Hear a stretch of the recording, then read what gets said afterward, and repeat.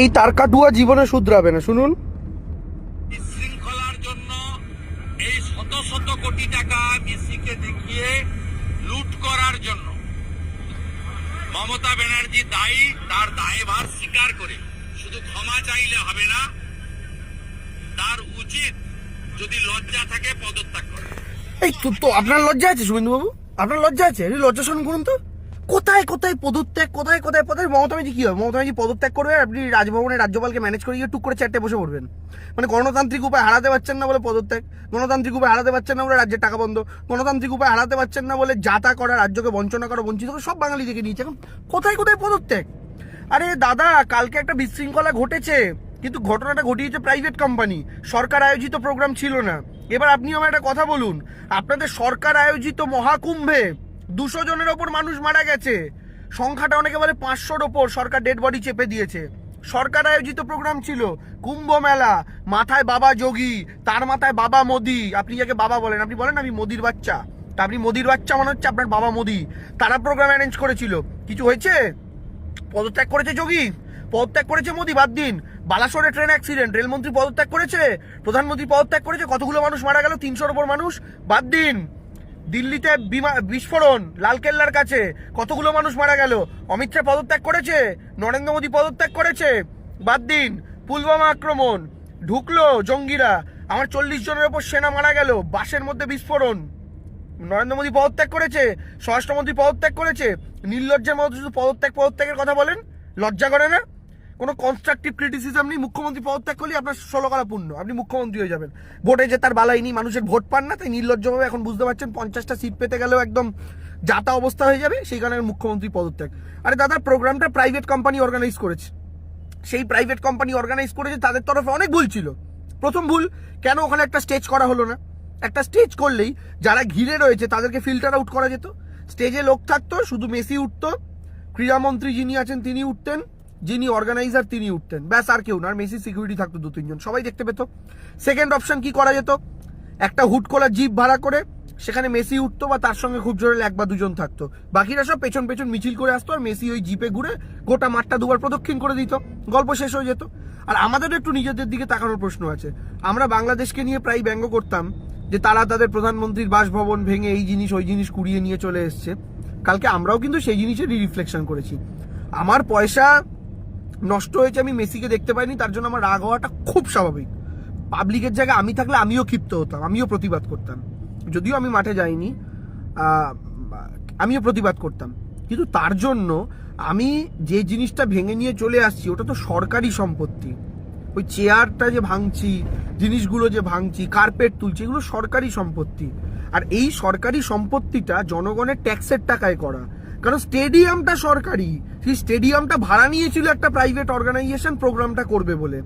মানে আপনি একজন মালিকের হল ভাড়া নিয়েছেন, নিয়ে বিয়ে বাড়ি অনুষ্ঠান করেছেন, এখন আপনি বিয়ে বাড়িতে খাসির মাংস বলে কুত্তার মাংস খাইয়ে দিয়েছেন। তারপরে দেখা গেল যে ক্যাটারারকে ধরে ঠ্যাঙাতে চাইছে মানুষ, কিন্তু ক্যাটারারকে ঠ্যাঙানোর বদলে যে বাড়িতে অনুষ্ঠানটা হচ্ছে সেই হলটা আপনি ভেঙে দিয়ে চলে এলেন। তাহলে আপনি ক্ষতিটা ক্যাটারারে করলেন না ক্ষতিটা হল মালিকের করলেন? হল মালিকের কি দোষ আছে? হল মালিক কি কুত্তা খাইয়েছিল আপনাকে খাসি বলে? না তো। তো প্রবলেমটা হচ্ছে এখানে, তো আমাদেরও একটু বোঝার দরকার রয়েছে। বাকি শুভেন্দুর মতো আমি আবার বলেছি, পুরোপুরি তার কাটা, এ যতদিন আছে না পাগলের মতো বকেই যাবে। তো সেই জায়গা থেকে আমি বলছি যে শুভেন্দুবাবু এরকম পলিটিক্স করবেন, এটা পলিটিক্স করার জায়গা নয়। কারণ কাঁচের ঘরে বসে থেকে অন্য কাঁচের ঘরে অন্য ঘরে ঢিল ছুটতে নেই, এবং সর্বোপরি একটা আঙুল অন্যের দিকে তুললে 3টে আঙুল নিজের দিকে থাকে। আমি যে 3টে ঘটনার এক্সাম্পল দিলাম, সেই 3টে ঘটনার একটাতেও কিন্তু আপনার কোনো নেতামন্ত্রী পদত্যাগ করেননি। ফলে প্লিজ এসব বলবেন না। মুখ্যমন্ত্রী হাই পাওয়ার কমিটি গঠন করেছেন, শতদ্রু গ্রেফতার হয়েছেন, এবং মুখ্যমন্ত্রী স্বয়ং ক্ষমা চেয়েছেন। এটা কত বড় ঘটনা বলুন তো, এখানে মুখ্যমন্ত্রী নিজে ক্ষমা চাইছেন এরকম একটা ঘটনাতে। তো সেই জায়গা থেকে দাঁড়িয়ে একটা ঘটনা ঘটেছে, কমিটির কাজ যারা দোষী তাদেরকে খুঁজে বার করে, এবং পরবর্তীকালে যেন এরকম কোনো ঘটনা না ঘটে সেটার ব্যবস্থা করা। আপনারা ইতিমধ্যেই জানেন যে 2012 এবং 2014 যখন কলকাতা নাইট রাইডার IPL জিতলো, তখন হয় ইডেন গার্ডেন বা যুব ভারতী, কোথাওই একটা, পরপর দুবার কিন্তু 14 এবং 12-তে বিজয় উৎসব হয়েছিল, এবং সেটা কিন্তু ক্রীড়া দপ্তর অ্যারেঞ্জ করেছিল, গভর্নমেন্ট অ্যারেঞ্জ করেছিল। ওখানে মুখ্যমন্ত্রী উপস্থিত ছিলেন, তৎকালীন ক্রীড়ামন্ত্রীরা উপস্থিত ছিলেন। সেই সময় শাহরুখ খান, জুহি চাওলা থেকে শুরু করে বড় বড় সমস্ত সেলিব্রিটিস এসেছিল। বড় বড় ক্রিকেট তারকারা এসেছিল, প্যাক স্টেডিয়াম ছিল, কারণ কোনো টিকিটের ব্যবস্থা সেখানে হয়নি। সেখানে কিন্তু কোনো বিশৃঙ্খলা হয়নি, কোনো ভাঙচুর হয়নি, মানুষ শান্তিতে প্রোগ্রাম করে চলে গেছেন। শুধু তাই নয়, আন্ডার 17 ওয়ার্ল্ড কাপ এই কলকাতার যুবভারতী ক্রীড়াঙ্গনে মমতা বন্দ্যোপাধ্যায় মুখ্যমন্ত্রী থাকাকালীন অ্যারেঞ্জড হয়েছে, এবং উদ্বোধনী ম্যাচও কলকাতায় হয়েছে, ফাইনাল ম্যাচও কলকাতা হয়েছে। এমনকি ফাইনালের আগের যে ম্যাচ সেটা আসামে হওয়ার কথা ছিল, সেখানে হতে পারেনি বলে ট্রান্সফার করে কলকাতায় করা হয়েছিল। এতটাই তারা ভরসা পেয়েছিলেন কলকাতায় করতে, এত ভালো অ্যারেঞ্জমেন্ট হয়েছিল কলকাতায়। এবং শুধু তাই নয়, যে আমাদের গভর্নমেন্ট থাকাকালীনই এর আগে 2011 সালেও মেসি কলকাতায় এসেছিল, তখনও কিন্তু কোনো রকমের সমস্যা হয়নি। ফলে একটা ঘটনা দিয়ে গোটা সিস্টেমকে আপনারা দয়া করে দাগিয়ে দেবেন না, বিরোধীদের কাছে অনুরোধ করছি। কারণ এর আগে হাজার একটা সাকসেসফুল প্রোগ্রাম করে আন্তর্জাতিক মঞ্চে এই রাজ্য সরকারই নাম কুড়িয়েছে, কিন্তু ঘটনাচক্রে এই প্রোগ্রামটা রাজ্য সরকার আয়োজিত প্রোগ্রাম ছিল না, একটা প্রাইভেট কোম্পানি দ্বারা আয়োজিত প্রোগ্রাম ছিল। আপনি কি ভ্রমণ প্রেমী? তাহলে তো এই ভিডিওটা শুধুমাত্র আপনার জন্যই। আপনারও নিশ্চয়ই দেশে ও বিদেশের বিভিন্ন প্রান্তে ঘোরার ইচ্ছে রয়েছে, যেরকম দক্ষিণ ভারত, উত্তর ভারত, কাশ্মীর, শিলিগুড়ি, আজমির শরীফ অথবা নেপাল। ভাবছেন ফ্যামিলি নিয়ে ভ্রমণে যেতে কোথায় পাবেন আপনার পছন্দের মতো গাড়ি? চিন্তা ছাড়ুন, এবার সেই সমস্যার সমাধান নিয়ে চলে এসেছে জয়দীপ ট্রাভেলস, যেখানে আপনারা শুধুমাত্র একটা ফোনেই পেয়ে যাচ্ছেন লাক্সারি স্লিপার কোচ প্রায় 65 সিটের। শুধু তাই নয়, 26, 13, 17, 9, 7, 4 সহ বিভিন্ন সিটের এসি ও নন এসি গাড়ি।